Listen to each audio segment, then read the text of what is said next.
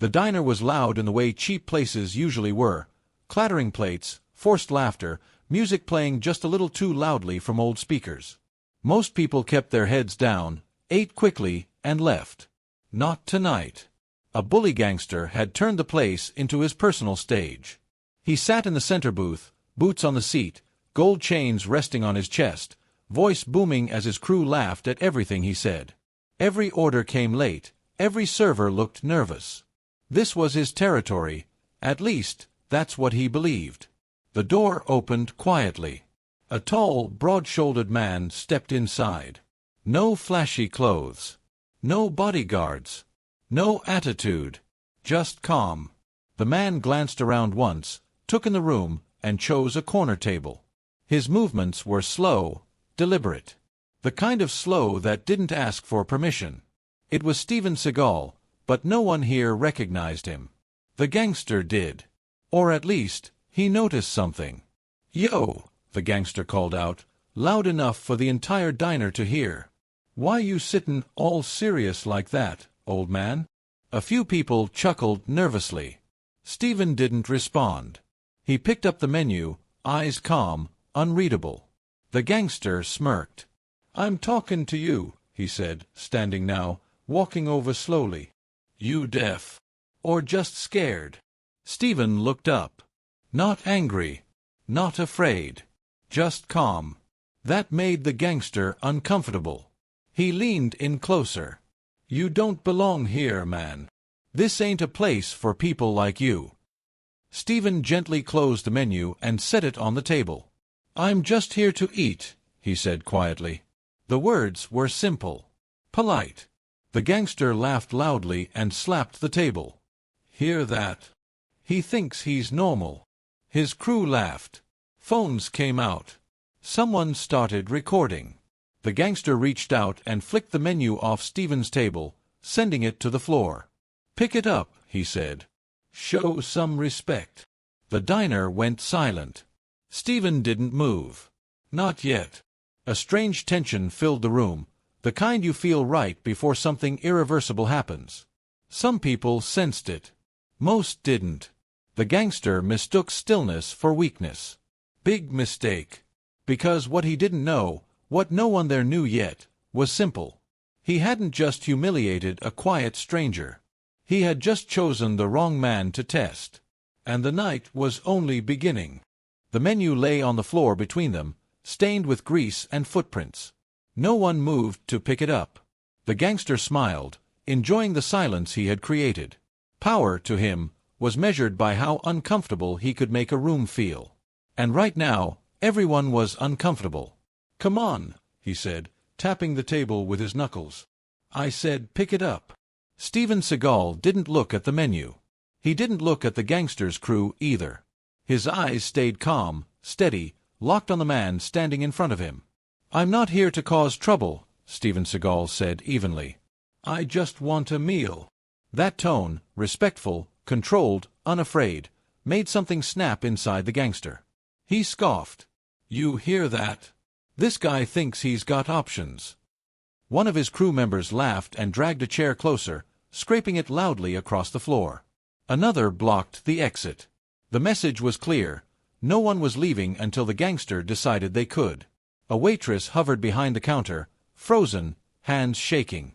A couple in the corner avoided eye contact. Phones were up now, not boldly, but carefully, angled just enough to record without being noticed. The gangster leaned closer, close enough for Steven to smell cheap cologne and cigarettes. "You look old," he said. "Tired. Like someone who used to matter, and doesn't anymore." Steven didn't react. That unnerved him. The gangster shoved Steven's shoulder, not hard, just enough to provoke a response. The table rattled. Glasses shook. Steven adjusted his posture slightly. It was a small movement. Most people missed it. But the room felt different afterward. "You gonna do something?" the gangster mocked. "Or you just gonna sit there and stare at me like that?" Steven exhaled slowly. "There's no reason for this," he said. "You're making people uncomfortable." The gangster burst out laughing. "That's the point." He turned to the room, arms wide. This place belongs to me tonight. Anybody got a problem with that?" No one answered. He looked back at Steven. "See? Nobody's got your back." Steven's eyes briefly scanned the room, not searching for help, but reading faces. Fear, curiosity, confusion. Then he nodded once, as if confirming something only he understood. The gangster noticed and leaned in again. "What was that? You agreeing with me?" Steven didn't answer. Instead, he calmly wiped the table with a napkin, clearing a few crumbs near his plate. That simple act, ignoring the intimidation, felt like an insult. The gangster slammed his hand down. "Don't ignore me." The sound echoed. A glass tipped over somewhere. A woman gasped softly. "Last warning," the gangster said. "You either show respect, or I teach you how." Steven met his eyes again. "I've been taught enough," he replied. The words were quiet, but they landed heavy. The gangster stepped back, studying him now. Something didn't add up. The calm, the stillness, the way he wasn't shrinking. Around them, phones were recording openly now. Everyone felt it. This wasn't just bullying anymore. This was building toward something far worse. And the man everyone thought was weak hadn't moved an inch. Have you ever seen someone abused or bullied in public, and no one stepped in? Comment below where you're watching from and what you think should happen next. Because what happens next changes everything. The diner felt smaller now. Walls that once held faded posters and menu boards suddenly felt like they were closing in. The air was thick with anticipation, every breath heavier than the last. Even the hum of the refrigerator behind the counter sounded louder, sharper, like it was counting down. The gangster took another step back, not retreating, just recalculating. "Real quiet for a guy surrounded," he said, nodding toward his crew. "That usually means fear or stupidity." Steven Seagal didn't respond. He sat still, hands resting naturally on the table, shoulders relaxed. His breathing was slow, controlled. Not a single wasted movement. That's when one of the crew noticed it. A younger guy, nervous eyes, constantly adjusting his jacket.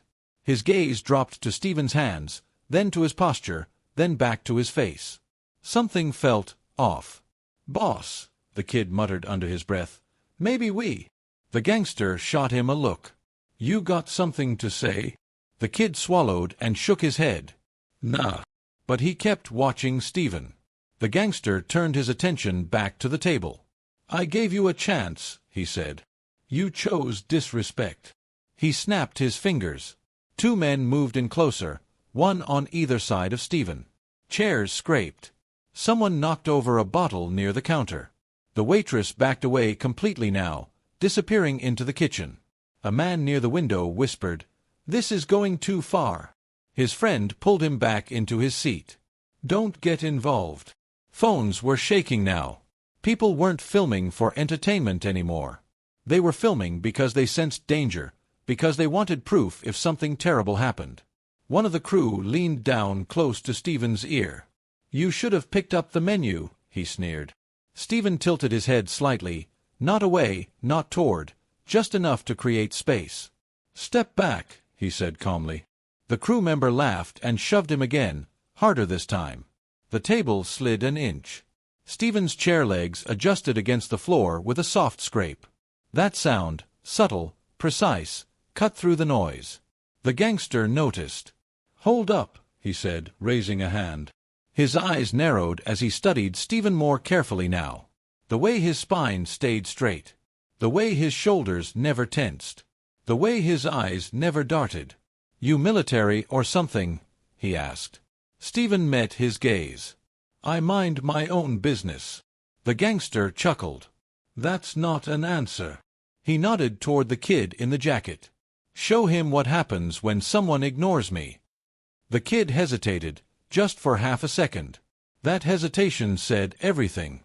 He reached inside his jacket, not pulling anything out yet, just letting the implication hang in the air. A woman near the counter gasped quietly. Someone whispered, "Is that a—" Steven noticed the movement instantly. Still, he didn't flinch. He didn't raise his hands. He didn't stand. Instead, he spoke, Softly, clearly. "You don't want to do this." The gangster laughed. "There it is. Finally begging." Steven shook his head slowly. "That's not what this is." The kid's hand froze inside his jacket. Sweat beaded on his forehead. "Boss," he said again, louder this time. "This guy's weird." The gangster's smile faded. "You scared?" "No," the kid said quickly. "I just—" "Then shut up." He turned back to Steven, anger simmering beneath forced confidence. "You think you're special? You think because you're calm, you win." Steven's eyes dropped, not in submission, but in calculation. He glanced at the spacing between the men, the angles, the exits, the floor. Then he looked back up. "I think you should walk away," he said. That sentence landed differently. Not as a plea, as a fact. The gangster felt it, the shift in the room. The crowd wasn't leaning toward him anymore. They were watching Steven now. Waiting. That infuriated him. He slammed his fist into his palm. "Enough." He grabbed Steven by the collar and yanked him halfway out of the chair. Gasps erupted. A phone clattered to the floor. For the first time since entering the diner, Steven's expression changed. Not to anger, not to fear. To focus. His feet planted flat on the ground. The crew member on the left reached in too close. The one on the right raised his arm. Time seemed to slow. Somewhere in the back of the room, a man whispered, "Oh no!" Because something about Steven's posture, the balance, the stillness, the readiness, sent a clear signal to those who understood violence. This wasn't a cornered man. This was a controlled one. And the bully gangster, drunk on power, blinded by ego, had just crossed a line he didn't even know existed. He still thought he was in control. He still thought this was intimidation. He still had no idea who he was touching. And that ignorance was about to cost him everything. The moment stretched longer than it should have. Steven Seagal was half out of his chair, the gangster's fist still clenched in his collar. The room held its breath, waiting for the explosion everyone expected. It didn't come. Instead, Steven stood up slowly, not because he was being pulled, but because he chose to. That detail mattered. The gangster felt it too. His grip tightened for a split second, then loosened slightly, confused by the sudden lack of resistance. "You got real quiet now," the gangster said, forcing a laugh. "That's better." But something had shifted. Steven's feet were planted firmly on the floor now. His balance was perfect. His shoulders were square, relaxed, like a man standing at ease, not a man being threatened. Someone in the back of the diner noticed first. An older man, gray hair, rough hands, the posture of someone who'd spent years around controlled violence. He leaned forward slightly, eyes narrowing. "Look at his stance," he murmured to the woman beside him. "What about it?" she whispered back. "He's not panicking." At the counter, a younger guy lowered his phone for a moment, distracted from recording. "Why isn't he scared?" he muttered. The gangster kept talking, but the room wasn't listening to him anymore. They were watching Steven. The crew members felt it too. The one on the left shifted his weight, suddenly uncertain. The kid with his hand inside his jacket slowly pulled it back out, wiping his palm on his jeans. "Boss," he whispered, barely audible, "this guy's different." The gangster snapped his head toward him. "You scared again?" "No," the kid said quickly, then paused. "I just think we should leave." That word, leave, landed like an insult. The gangster turned back to Steven, jaw tight. "You hear that? They think you're special." Steven didn't answer. His eyes weren't on the gangster's face anymore. They were scanning. The exits. The spacing between bodies. The angles of approach. Anyone trained would recognize it. Most people didn't. But a few did. A man near the window whispered to his friend, "That's not how normal people stand." His friend frowned. "What do you mean?" "I mean, he looks like he's waiting." The gangster mistook the silence for submission and shoved Steven again, harder this time. Steven barely moved. The shove looked violent, but the result wasn't. That unsettled the crowd. "Why isn't he falling?" someone whispered. Steven finally spoke. His voice wasn't loud. It didn't need to be. You're drawing attention you don't want, he said. The gangster laughed, but it came out strained. You threatening me now? Steven met his eyes. Calm. Direct. No, he said. I'm warning you. That was when recognition flickered. A woman near the door tilted her head, squinting. Wait. I know that face. Her friend shook his head. From where? I don't know, she said slowly. Movies, maybe. Another voice chimed in. Nah, couldn't be. Steven Seagal stood there quietly, still not using his name, still not pulling rank, still not escalating. The gangster rolled his shoulders, trying to shake off the unease crawling up his spine. You think being mysterious scares me, he snapped. You think calm makes you tough? Steven didn't reply. That answer, or lack of one, spoke louder than words. The older man in the back leaned forward again. I've seen this before, he muttered. Right before things go bad. Bad for who? The woman asked. He didn't answer. The gangster gestured sharply. All right. Enough playing. His crew tensed, but not with confidence. With doubt. Because now they felt it too. The room wasn't afraid of them anymore. It was afraid of what might happen to them. Steven finally removed the gangster's hand from his collar, gently, almost politely, and straightened his jacket. That simple act caused a ripple of gasps. He hadn't struck anyone. He hadn't raised his voice. He hadn't threatened. Yet the power dynamic had flipped. The gangster stared at his own hand, then back at Steven, trying to understand how control had slipped away without a fight. Steven looked around the diner one last time, at the phones, the frightened faces, the exits. Then his eyes returned to the gangster. This doesn't have to end badly, he said. The gangster swallowed. For the first time that night, he wasn't sure who he was standing in front of. But one thing was clear to everyone watching. The quiet man he tried to humiliate was no longer the weakest person in the room. And the moment of regret was getting closer. The diner was silent in a way that felt unnatural. Not the calm kind, the dangerous kind. Steven Seagal stood face to face with the gangster, close enough that neither of them could pretend this was just posturing anymore. The crew hovered nearby, no longer laughing, no longer relaxed. Their confidence had evaporated, replaced by uncertainty they didn't know how to handle. The gangster forced a grin. You hear yourself, he said, tapping Steven's chest with 2 fingers. You sound like you're in charge. Steven didn't look down at the fingers. He looked into the gangster's eyes. That's because you've already lost control, Steven Seagal said quietly. The words landed hard. The gangster's smile twitched. You really think you can talk to me like that? Steven gently pushed the hand away from his chest. Not aggressively. Not disrespectfully. Just enough. That touch was the mistake. The gangster snapped. He grabbed Steven again, this time with both hands, shoving him back toward the table. I warned you, he snarled. I warned you not to embarrass me. Chairs scraped back as people recoiled. Someone shouted, Hey! Another voice yelled, Stop! Steven moved. Not fast. Not slow. Efficient.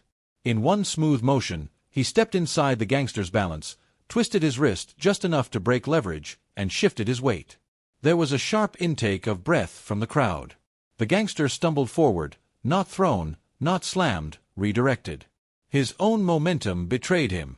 Before anyone could process what was happening, Steven was already behind him, one hand controlling the arm, the other resting calmly at the base of his neck. The diner froze. The gangster's knees bent slightly, his bravado collapsing into panic. Don't, Steven said. One word. Calm. Absolute. The crew surged forward instinctively, then stopped. Because Steven didn't look angry. He looked in control. This ends now, Steven continued, voice steady, almost instructional. You let go of the need to dominate this room, or someone gets seriously hurt. No one had ever spoken to the gangster like that. Not without screaming. Not without fear. The kid in the jacket backed up a step. Boss, I don't think this is smart. The gangster struggled, but every movement only tightened the situation. His breathing grew erratic. The room watched in stunned silence as the man who'd terrorized them minutes ago realized he couldn't overpower the calm grip holding him. "You don't have to do this," Steven said. "Walk away." The gangster laughed nervously. "You think you're some kind of hero?" Steven leaned in slightly, just enough for the words to be heard by the man alone. "I'm not," he said. "I'm the consequence." That was it. Steven released him, not throwing him, not humiliating him, simply letting go. The gangster staggered forward, catching himself on a chair. He spun around, eyes wide, disbelief written across his face. The room held its breath. Would he charge again? Would this explode? Instead, something unexpected happened. The gangster hesitated. Really hesitated. He looked around and realized no one was on his side anymore. The crew avoided eye contact. The crowd wasn't scared of him. They were watching him, judging him. Steven stood there calmly, hands relaxed at his sides, offering no challenge. That contrast broke what ego remained. "Let's go," the kid said urgently. "This is over." The gangster clenched his jaw, humiliation burning behind his eyes. He pointed at Steven, trying to reclaim some dignity. "This isn't finished," he muttered. Steven met his gaze one last time.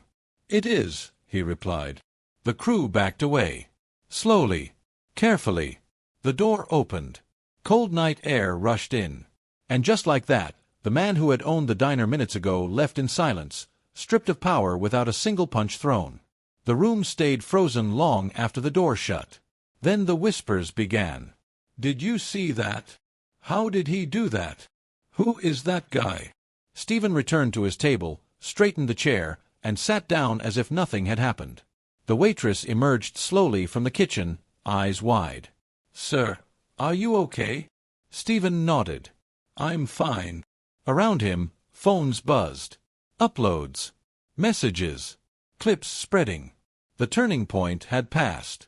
The lesson had been delivered. And the world was about to find out what happens when arrogance meets quiet, controlled power. The door closed behind the gangster's crew with a hollow thud. For a long moment, no one spoke. The diner felt like it had survived a storm, tables slightly out of place, chairs crooked, plates untouched. People were still frozen in the exact positions they'd been in when control shifted. Steven sat at his table, calm as ever, hands folded loosely, eyes lowered toward the tabletop. He looked like a man waiting for his food, not a man who had just dismantled a bully's authority in seconds. Then the murmurs started. "Who was that guy? Did you see how fast that happened? That wasn't normal." A man near the counter replayed the video on his phone, slowing it down, scrubbing back and forth. "Look at this," he said to no one in particular. "He barely touched him." The older man with the rough hands finally stood up.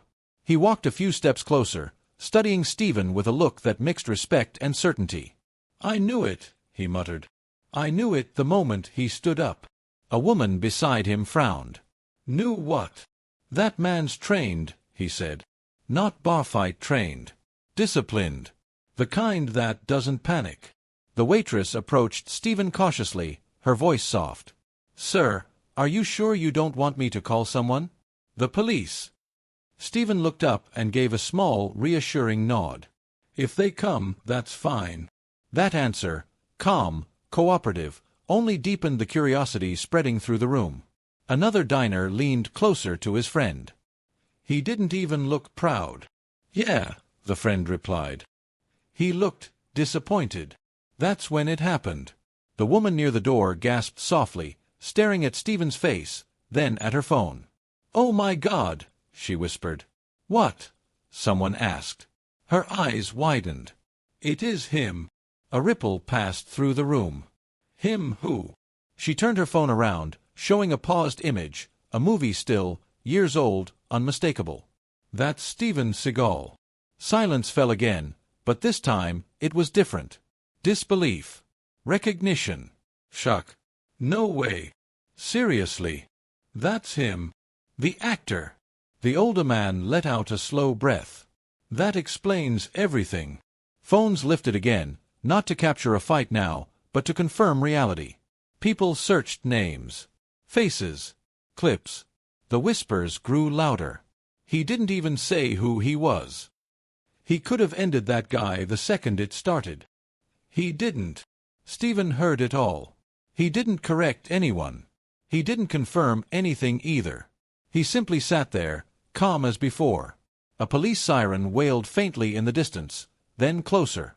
2 officers entered the diner moments later, hands resting near their belts, eyes scanning the room. "Everyone okay here?" one asked.